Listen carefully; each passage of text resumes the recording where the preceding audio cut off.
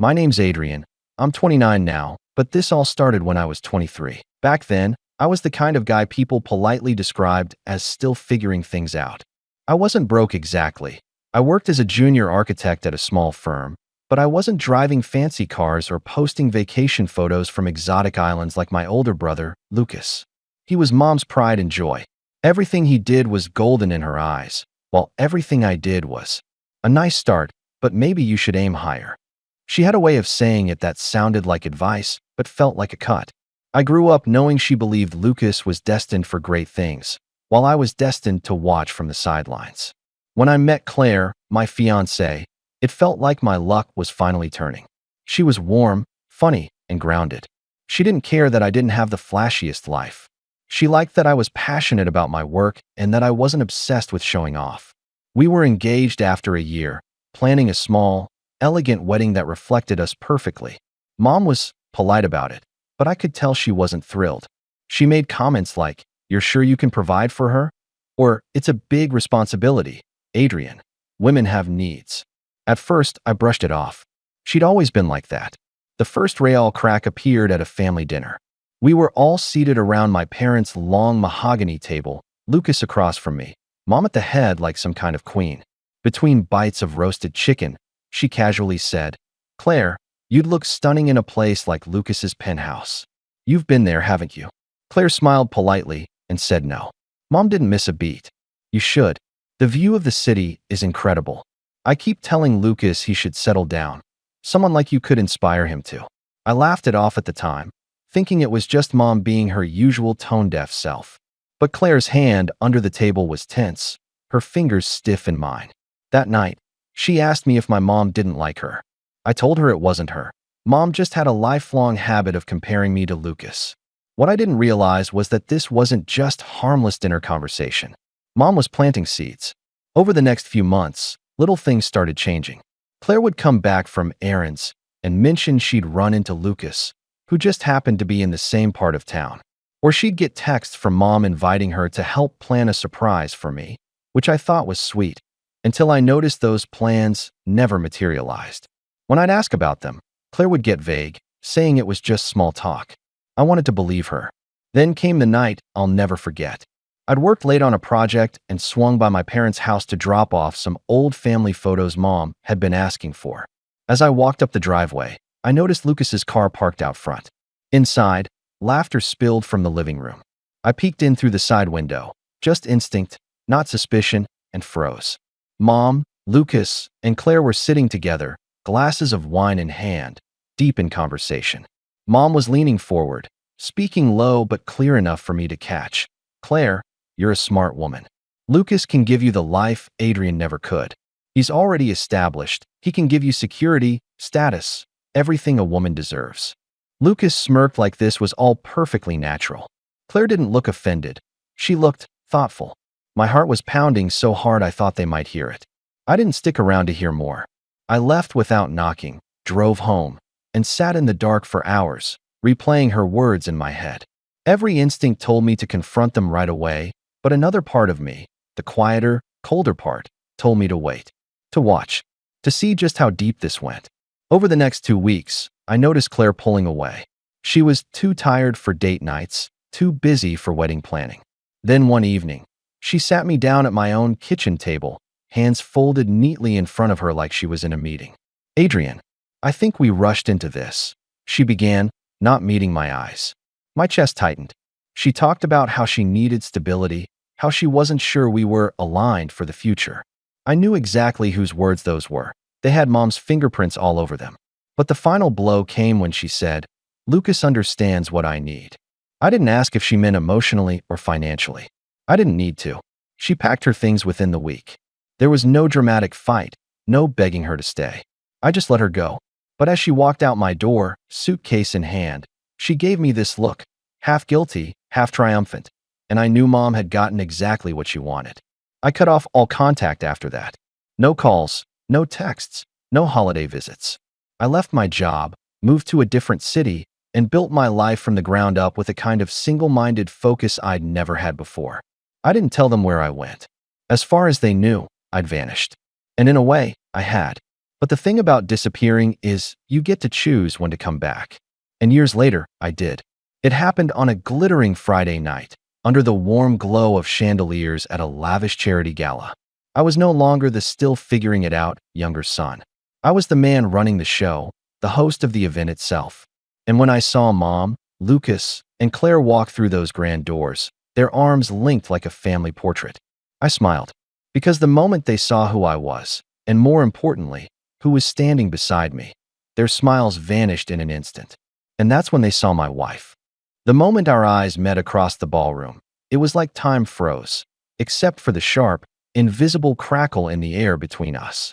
Mom's smile faltered, Lucas's grip on Claire's hand tightened ever so slightly, and Claire looked like she'd just stepped into a nightmare she didn't know was still breathing. My wife, standing beside me in an emerald green gown that caught the light with every move, tilted her head and whispered something that made me laugh softly. I didn't need to look at my family to know they were burning with questions. But before that night, before I ever stood in this room in control, there was a long stretch of years where their shadows still reached me, even from afar. At first, I told myself I'd moved on. I worked brutal hours, investing every bit of myself into my career. I started my own design firm with a small team and a few risky contracts that could have ended me if they failed. They didn't fail. Within 3 years, we were winning bids against firms that had once turned me away without a second glance. I didn't post about it. I didn't send updates. I knew my family. If they didn't hear my name, they'd assume I'd stayed the second-place son. And that suited me just fine. But then, little reminders of them started creeping into my life again. At first it was small, an email from an old family friend just checking in, slipping in comments about how Lucas and Claire are doing so well. They bought a huge house in the suburbs. Lucas's business was booming, though knowing him, that meant his investors were doing the real work. And, of course, Mom was proud as ever. Apparently, she kept telling people Lucas had saved Claire from a life of uncertainty. It wasn't just pride. It was rewriting history. They were erasing me from my own story. The real gut punch came when I attended an industry networking event about 2 years after I left. I was there to meet potential partners, but halfway through the night, I heard a familiar laugh. Turning toward the sound, I spotted Lucas in a tailored navy suit, glass in hand, holding court with a small circle. Claire was on his arm, wearing the kind of diamond bracelet that screamed, "Look what I can afford." I considered walking the other way, until I realized they hadn't seen me yet. That's when I overheard Lucas say, "Yeah, my mom always knew I was the one who'd make something of himself. My brother, well, he meant well, but he didn't have the drive." Claire saw that too. The people around him chuckled politely, and Claire just sipped her wine with the faintest smirk. It was such a clean, public dismissal of my entire existence that I had to walk outside before I said something I'd regret. After that night, the anger stopped being a dull background noise. It became something sharper, something I could use. Still, they kept popping up. Lucas sent a LinkedIn connection request out of the blue, not to reconcile, but to invite me to a business opportunity presentation for one of his ventures. I didn't respond. Mom sent an email around the holidays one year, guilt-tripping me about not making an effort and hinting that family always forgives. Forgives, as if I'd been the one who betrayed anyone. And yet, I could tell from the way they kept trying to loop me in, on their terms, that they wanted to keep me in my place. They wanted me to see their success, to silently acknowledge their version of events, that I was the one who'd been left behind. What they didn't know was that my life had quietly grown far beyond theirs. I'd moved into a penthouse, not to show off, but because I could. I'd invested in real estate, built side businesses, and by my late 20s, I was no longer just doing well. I was in a position where I could walk into a room and control the conversation. And the more I built, the more one thought kept circling in my mind. If the day ever came when our paths crossed again, I wouldn't just be prepared. I'd be holding all the cards. That day came sooner than I expected.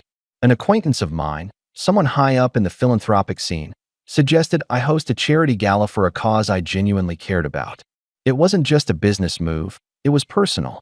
It was a chance to stand on a stage, not as someone's lesser son, but as the man who had built his own name. Invitations went out to every corner of my network, some intentionally reaching into the old social circles my family still lingered in.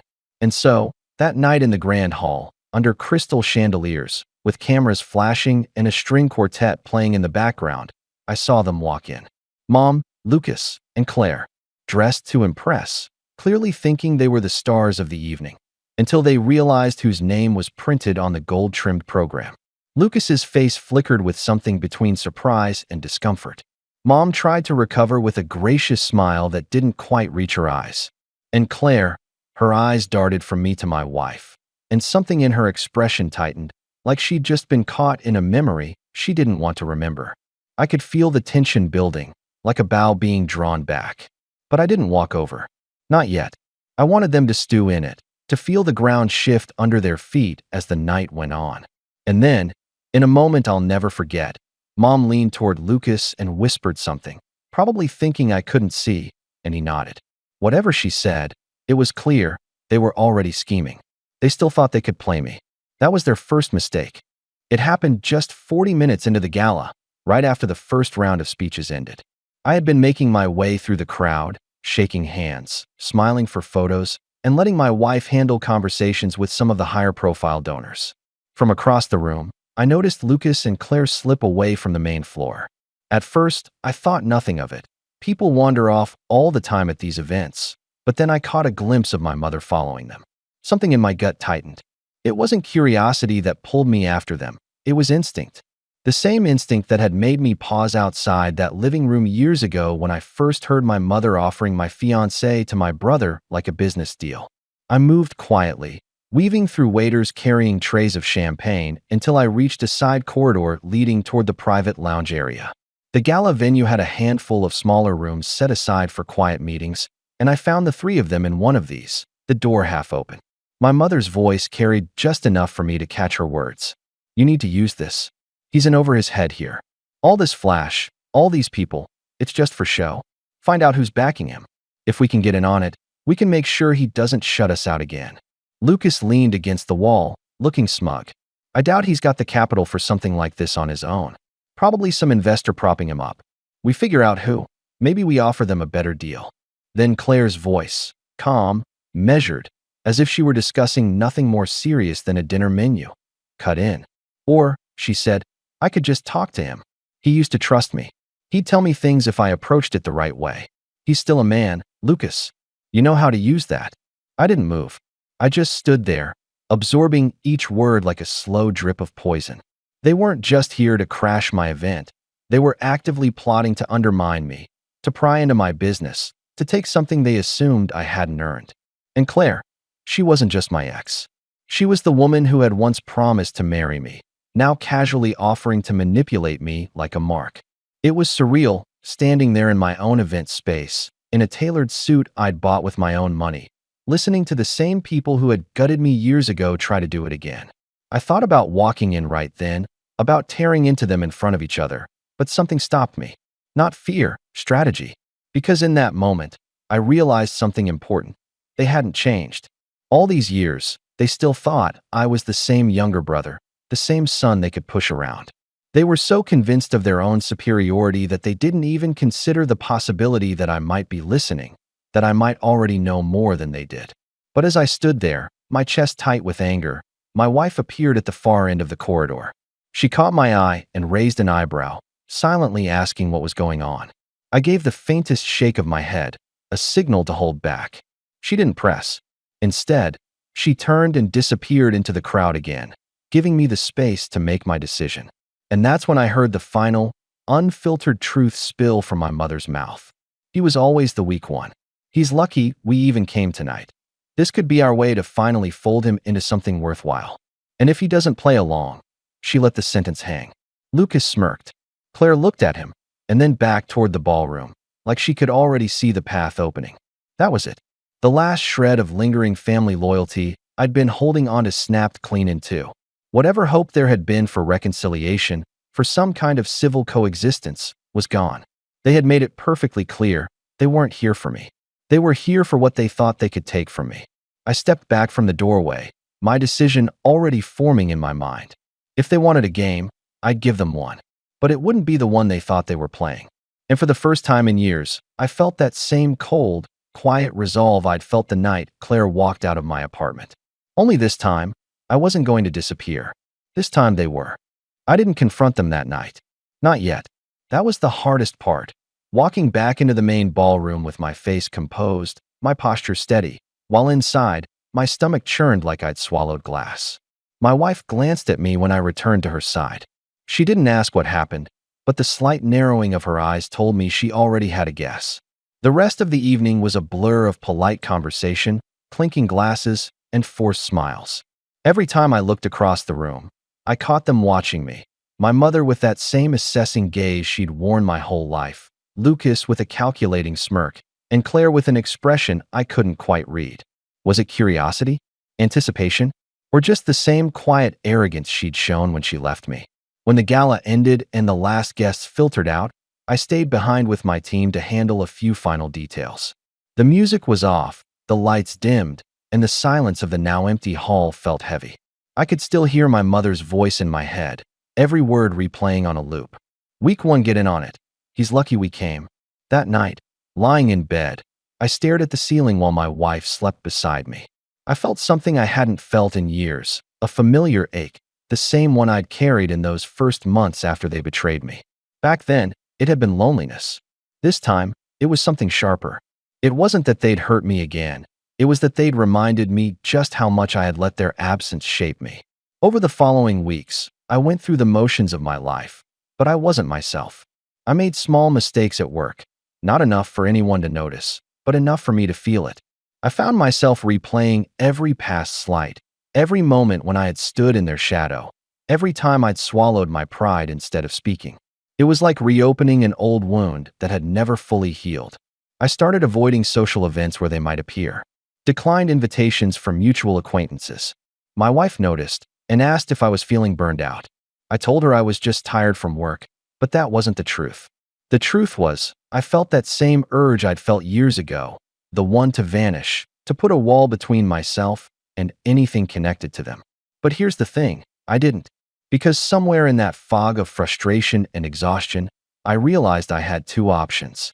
I could let them push me back into the shadows like they'd done before. Or I could turn this boiling, unspent anger into something else, something useful. So I started paying attention again, watching, listening. Whenever someone mentioned Lucas's business, I asked casual questions, just enough to learn that things weren't as rock solid as he liked to pretend. Rumors of missed deadlines, investors pulling out. Claire, I heard, was keeping up appearances, but a few people hinted she wasn't exactly happy playing the perfect wife role. I didn't make any moves yet. Not outwardly, but in my mind, pieces were shifting into place. I started to imagine what it would look like to not just defend myself this time, but to hit back, publicly, unmistakably, and in a way they couldn't twist. Still, the ache lingered. I'd come so far, and yet, seeing them again had reminded me just how much I'd built my success in reaction to them. It wasn't enough to just keep building my life anymore. No, I needed to make sure they knew exactly who I'd become without them, and what crossing me would cost. And as I began quietly laying the groundwork, I realized something chilling. They were still trying to play their game. Every so often, a mutual friend would pass along a message from my mother, asking if we could meet for coffee. Lucas sent a text, just one, saying we should talk about opportunities. Claire didn't reach out directly, but I heard through the grapevine that she had been asking about my wife. They thought they were circling me, but I was already building the trap. I decided the first step wasn't confrontation, it was elevation. If they thought they could still reach me, still get close enough to play their games, I'd rise so far above their reach that they'd have to crane their necks just to see where I was standing. The months after the gala were a blur of calculated momentum. I threw myself into my firm with a precision that bordered on obsession. Every pitch we made was sharper, every proposal backed by research so airtight it was impossible to refuse. I expanded into markets I'd been cautious about before, high-end commercial spaces, luxury residential projects for clients with deep pockets and long memories. These weren't just jobs, they were statements. And the statements were heard. Within 8 months, my company was not just profitable, it was thriving. We landed a project that put my name in industry publications, the kind of coverage that sticks in people's minds. My face was on the cover of one magazine, smiling in front of a model of a high-profile development. It wasn't vanity, it was visibility. The more my name appeared, the more I noticed a shift in the way people treated me.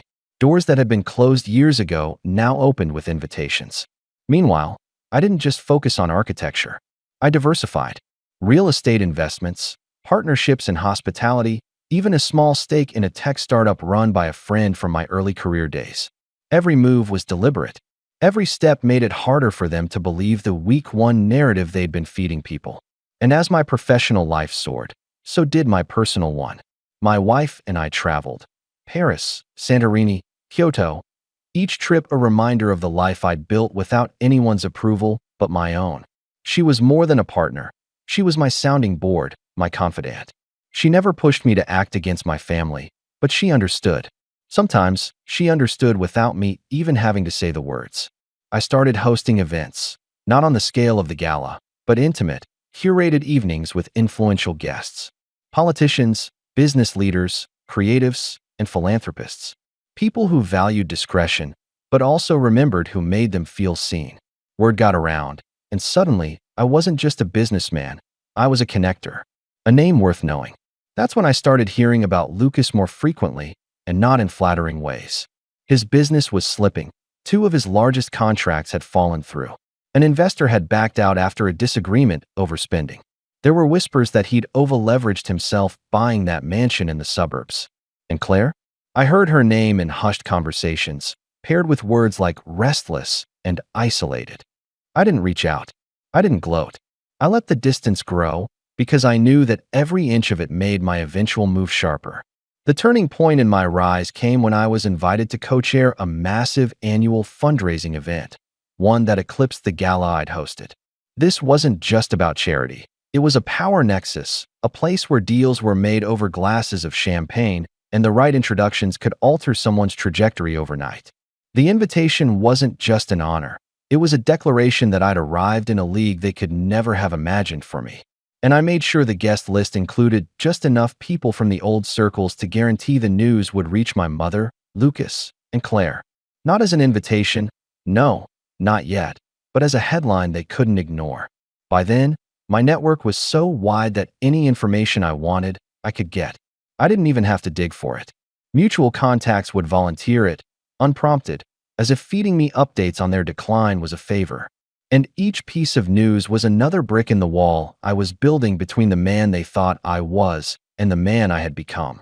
Still, I kept my movements quiet. I wanted them curious. I wanted them wondering how I'd gone from struggling younger son to someone they couldn't even approach without an introduction. And most importantly, I wanted them to come to me, because when they finally did, I'd be ready. And that opportunity came faster than I expected. A mutual acquaintance, someone who still drifted between my world and theirs, let slip that Lucas was desperate to land a contract on a development I was partially funding. He didn't know I was involved yet, but he would. And I decided, right then, that it was time to stop letting them circle in the dark. It was time to draw them into the light. The tip about Lucas's desperation was the crack I'd been waiting for. The project in question was a luxury mixed-use development, prime real estate in a booming part of the city. I wasn't the face of it, which was deliberate. My stake was tucked away behind a holding company, shielded by layers of investment partners. On paper, I was just one of many contributors. In reality, I had more influence over the decision-making than anyone outside the inner circle could guess. I called my contact on the project's board, a man named Porter who had a fondness for expensive cigars and even more expensive secrets. "I hear there's interest from a Lucas Hale," I said casually over lunch, watching his reaction. Porter smirked. "Your brother?" he asked, surprised. "He's been making noise about wanting in, but, well, his proposal is shaky. And between you and me, his reputation isn't exactly helping." That was useful, more than useful. Reputation, in my circles, wasn't just about image, it was currency. And Lucas was running low. I leaned back, swirling the last sip of my drink. If he pushes again, tell him the board's considering other candidates. But I paused just long enough to make it sound like an afterthought. If I were to back someone's involvement, it might carry weight. Porter caught on immediately. He didn't press for details. In this world, knowing too much could be a liability. But the seed was planted. Lucas's access now depended on me, whether he realized it or not. Over the next few weeks, I quietly gathered more threads. Through another contact, a financial advisor I'd met at a charity dinner, I learned that Lucas had taken on high-interest bridge loans to cover his cash flow issues. That explained the urgency. He wasn't just chasing the development for prestige. He needed the payout to keep from sinking. And then came the real gem, Claire. I didn't go looking for dirt, but sometimes dirt finds you. A woman I'd worked with on a design project mentioned she'd seen Claire at an upscale cafe with a man who was definitely not Lucas. She wasn't being coy. She described them laughing, leaning in close, holding hands across the table. I didn't react outwardly, but inside, I felt the old, familiar flicker of satisfaction. Not because I cared about Claire anymore, but because I knew what this meant. The cracks in their perfect image were widening, and I now held more than enough leverage to pull them apart entirely. But I didn't rush. This wasn't about exposing them right away. It was about timing. It was about engineering a moment so precise that when the truth landed, it would leave no escape route. That's when I made the call to the event coordinator for the annual fundraising gala I was co-chairing. I gave them an updated guest list, long, curated, and filled with people I wanted in that room. Near the bottom, I added 3 names that would seem out of place to anyone who didn't know the history: my mother, Lucas, and Claire. It wasn't a peace offering. It was bait. The invitations went out 2 weeks later, embossed on thick cream cardstock, sealed with the event's crest. I knew they'd accept. Pride wouldn't let them stay away, not from an event where I would be the one greeting guests at the door, shaking hands, and giving the keynote address. And when they walked into that ballroom, they wouldn't just see me. They'd see the people whose respect they'd always craved, the kind of people who didn't just talk about influence, but wielded it like a blade. I'd be standing in the center of that world. They'd be on the outside, trying to find a way in. And that's when I'd decide how to let them in, or if I would at all. The night of the gala arrived crisp and clear, the kind of autumn evening where the air felt expensive. The venue, a restored Art Deco theater, glowed from within, every window spilling warm light onto the marble steps. I stood at the entrance with my wife, greeting guests as they arrived. Each handshake, each smile, was deliberate. This was my arena now. When the black sedan pulled up and my mother stepped out in a deep navy gown, her expression was poised but hungry, scanning the crowd for recognition. I didn't flinch. Lucas followed, wearing a suit that was almost perfect, almost just a touch too eager, as if hoping to prove he still belonged among people like this. Claire emerged last, her dress shimmering in the lamplight, her arm hooked through his. She smiled, but it was thin. "Adrian," my mother said warmly, as though the last decade hadn't happened. "What a surprise to see you here." I returned the smile, cool and steady. "Not a surprise, Mom. I co-chair this year." The flicker in her eyes was almost imperceptible, but I caught it. Lucas glanced around, clearly noting who else was in attendance, names he'd tried to court for years. Claire's gaze kept darting to my wife, who stood beside me with the kind of effortless confidence that made people take notice without her saying a word. Inside, the theater had been transformed into a jewel box of gold and deep crimson.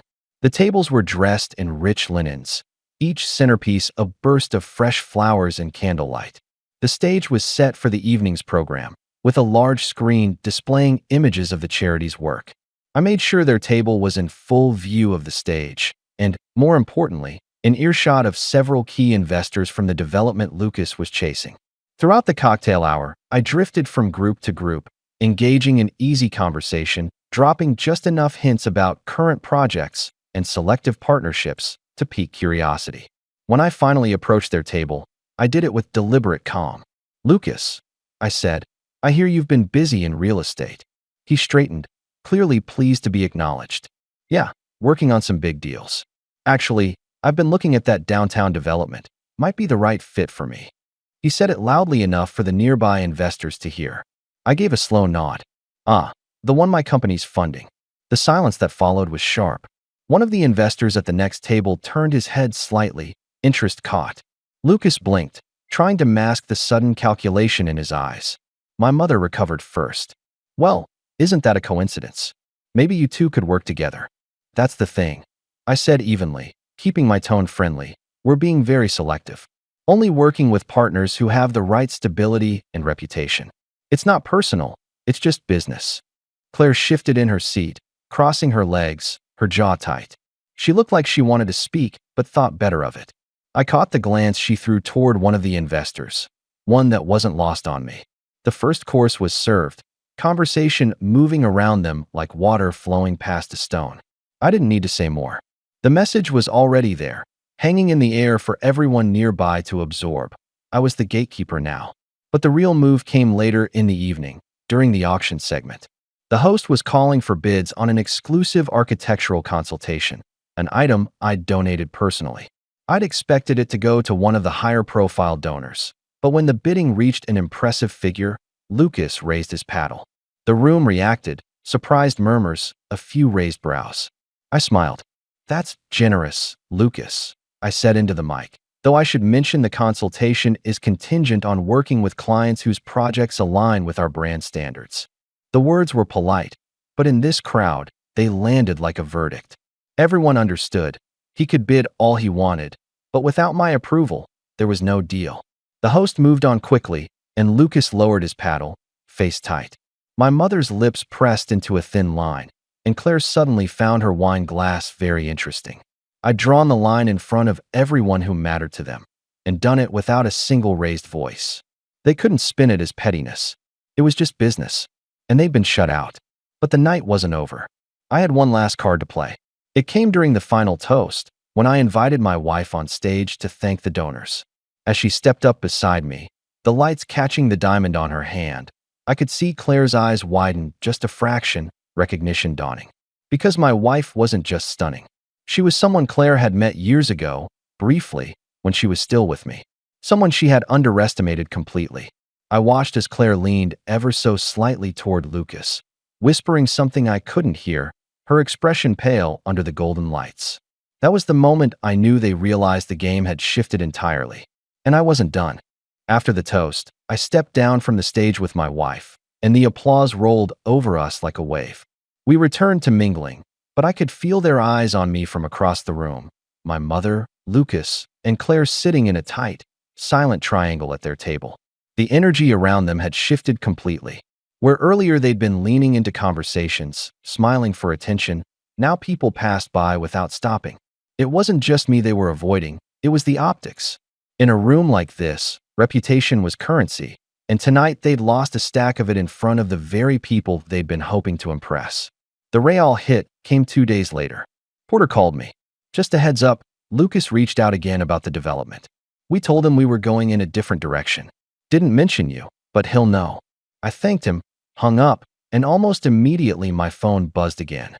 This time from a mutual contact I hadn't spoken to in years. "Heard about your brother," they said. Words spreading fast. "Investors are skittish. This might be the start of the end for him." It was. Within a month, 2 more of his backers pulled out, citing strategic differences. His company's social media went quiet. The flashy public appearances dried up. By winter, the mansion was quietly listed for sale. Claire, I heard, didn't stick around. She resurfaced in another city, her name occasionally appearing in charity event write-ups, but always without the same sheen she'd worn before. Those close to her knew why. Stories have a way of traveling, especially the kind whispered over wine between people who enjoy a little schadenfreude. As for my mother, she tried once to call. The voicemail was short, brittle. "I think we should talk. Family's important." I didn't return it. There was nothing left to say. Family is important, but not the kind that treats you like a pawn. The following year, I hosted the gala again. Bigger, brighter, more exclusive than before. As I stood on stage during the opening speech, I scanned the room and thought about the first gala where they'd walked in believing they still held power over me. They hadn't returned since. I raised my glass, the lights catching on the rim. "To progress," I said, smiling at the sea of faces before me, "and to remembering that those who doubt you often end up proving you right." The crowd laughed and clinked glasses, but in my mind, I was toasting 3 empty seats that no one had noticed were missing. And that was the last time I ever thought of them as anything but a closed chapter.